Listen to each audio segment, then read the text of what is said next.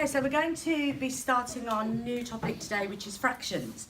First of all, we're going to just make sure that everybody knows what all the vocabulary is associated with the topic. So, when we have a fraction, say 1/3, like that, who can tell me what the top number of that fraction is called? Chase. Numerator. The numerator, that's right. So write this one, numerator. Numerator.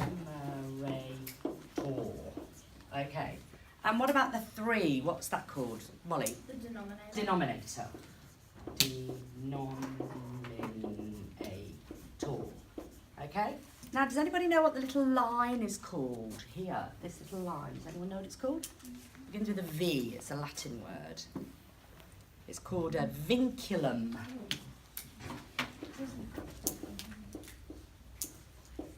A vinculum. Okay? And what it does is it divides the numbers. Now, when we've got a fraction like 1/3 or 2/5 or 3/6 or whatever, the numbers mean something, don't they? And the number at the top of the fraction is telling us something different to the number at the bottom of the fraction. So what does the number at the bottom of the fraction tell us? What does the number at the bottom? So this one here, the 3, what is it telling us about this fraction? How many parts of a whole there are? Yes, very good. But I'll add one word to it. How many equal parts there are? How many equal parts there are? Okay? So in this fraction here, let's pretend we've got a pizza. There will be 3 equal parts. Okay? Now what does the top number tell us? It's like how many would be like taken away or from the How many selected? Yeah, good go. So, how many equal parts selected? So the bottom one, let's actually add a word to that and add the word altogether. And then the top one, how many equal parts selected and how many equal parts altogether? So in this fraction here, we've got 3 equal parts. How many of them have we selected? 1. So that would be the one that we've selected. Okay? So this is a model of a fraction. So it's a diagram of it. We can also put our fractions onto a number line. So if we assume that this is 0 and this is 1, if I wanted to represent or show this fraction on the number line, what would I need to do to that bit of line? What would I need to do? Lachlan? Split it up into 3 equal parts. Well done. Split it up into 3 equal parts, like that. Okay? So we've got the 0 here and the 1 here, so 1 whole 1, and you would split it up like that. So that would be your 1/3, that would be your 2/3. This is your whole one, so what would that be in terms of thirds? 3/3. 3/3, that's right, 3/3, that's right. So there are 2 kind of diagrammatic ways of representing fractions. You've got the things like this, which is what you did in primary school probably, and the number line. The other way you might often see it, say for instance you wanted to represent 3/8, you might see it in blocks like this.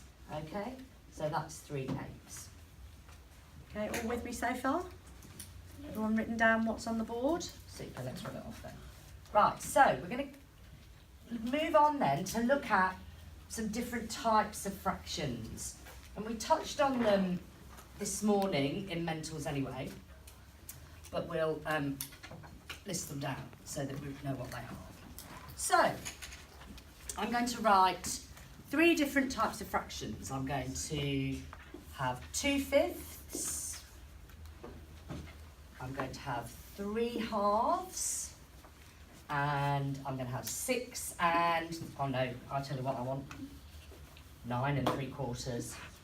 Platform 9 3/4. Has to be that one, doesn't it? Has to be platform 9 3/4. So, 3 different types of fractions. What can you tell me about each one? Tell me something about this fraction.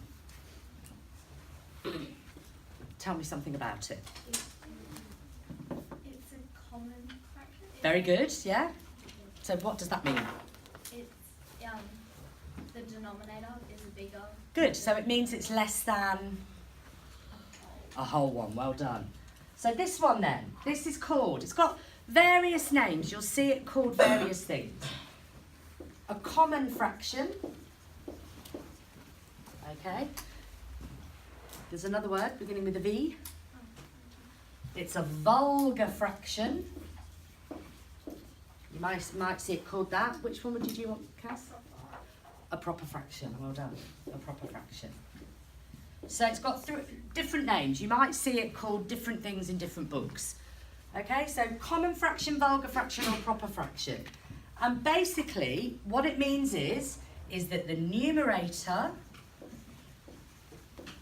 is smaller than the denominator. Okay. Tell me something about this fraction. It's an improper fraction. Well done, it's an improper fraction. And if you look over here, this one's proper, this one's improper. It means it's not proper. Im means not, doesn't it? And what does it mean if a fraction's improper? If the numerator is larger than the denominator. Well done. The numerator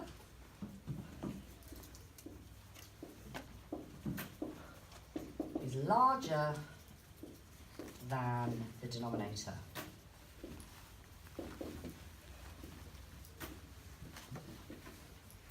And then finally, tell me about this one, other than that it's a magical number.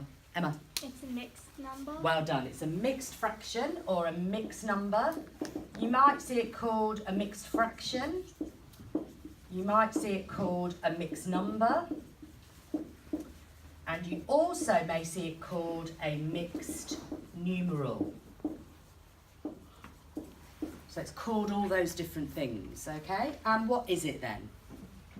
It means there's in this case there's 9 holes. Very and good. Then there's 1. So what's the posh name for a whole number? Who can remember from last term, beginning with an I? Posh name for it. Chase? No, that's the little number at the top, the index number. Integer, well done. So it's an integer with what? What type of fraction? A common. A proper or common or vulgar fraction, yeah. I'll call it vulgar because that's the word I use. An integer with a with a vulgar fraction.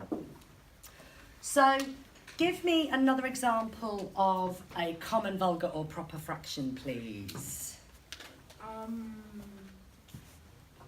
1 over 2. Half, yeah, well done. We'll write those round it. So we've got a half. Who else would like to give me another example of a common fraction? Alex? 1/4. A quarter. Another one. Tiani? Give me an example of a common fraction. 1/5. A fifth. Charles? 2/6. 2/6. Which could be simplified, couldn't it? Yep. Ewan? 3/2.